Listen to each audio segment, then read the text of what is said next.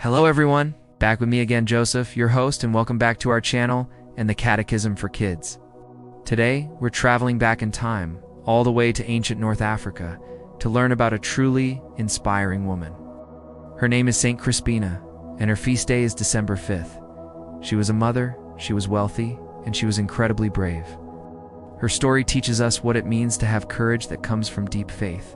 So, get comfortable and let's discover the incredible life of Saint Crispina. Long, long ago in the Roman Empire, there lived a woman named Crispina. She wasn't just any woman. She came from a very important and wealthy family in a town called Thagora, which is in modern-day Algeria. Crispina had a good life. She was married and was a mother to several children. Imagine living in a big, beautiful house, having everything you could possibly need. That was Crispina's world. But the most important thing in her life wasn't her money or her status. It was her faith in Jesus Christ.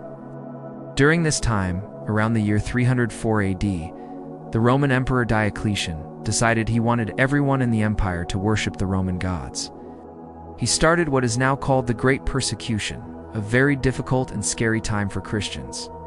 Christians believe in one God, so they couldn't obey the emperor's order to sacrifice to other gods. Because of this, many were arrested and punished. This is where Crispina's story of bravery begins.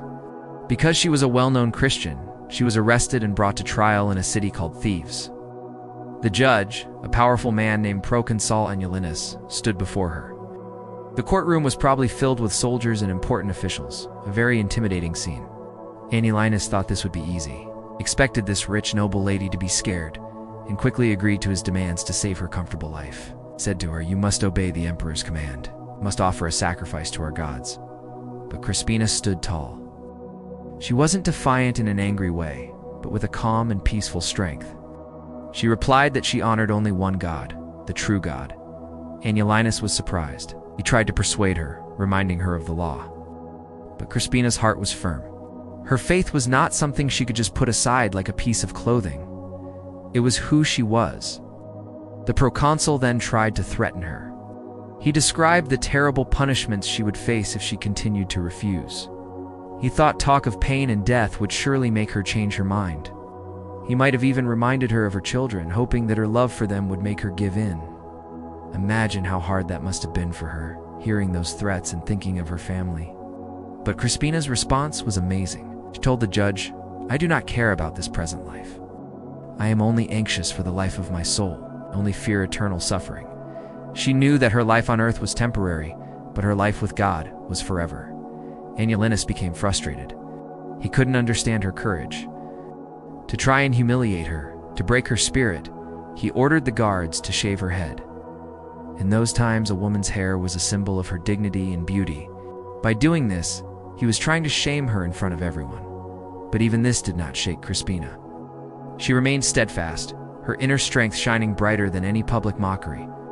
The name Crispina actually comes from a Latin word meaning curly-haired, so this act was a particularly cruel attempt to mock her very identity. Yet she found her identity not in her appearance, but in being a child of God. Seeing that nothing could sway her, the proconsul had no choice but to pronounce the final sentence. He condemned her to death. But listen to what happened next. When Crispina heard she was to be executed, she didn't cry or beg for her life. Instead, she was filled with joy. She exclaimed, "Praise to God who has looked down and delivered me out of your hands." She saw this not as a defeat, but as a victory. She was finally going home to be with the God she loved so much. With grace and peace, she made the sign of the cross and willingly went to her execution on December 5th. 304 AD, Crispina's story didn't end with her death. Her bravery became legendary. The notes from her trial, called the Acts of her martyrdom, were preserved, so we know the exact words she spoke. She was buried outside the city of Thebes, and her grave quickly became a special place. People would travel from all over to visit it and pray. Eventually, a huge, beautiful church, a basilica, was built over her tomb to honor her. Her story was so powerful that one of the most famous thinkers in Christian history, St. Augustine, often talked about her in his sermons. St. Augustine was also from North Africa, so Crispina was a local hero to him. He would hold her up as a perfect example of faith. He'd say, "Look at this woman. She was rich, she lived a delicate and comfortable life. But when it mattered most, she found the strength in her faith to face anything, even death. He compared her to other famous martyrs like Saint Agnes and Saint Thecla, showing that her courage was just as great. In one of his sermons, Augustine said something like this to the people: "Is there anyone in Africa who doesn't know about Crispina? Of course not. She was famous, noble, and wealthy. The persecutors thought she would be an easy target, but she was strong because the Lord was her shield."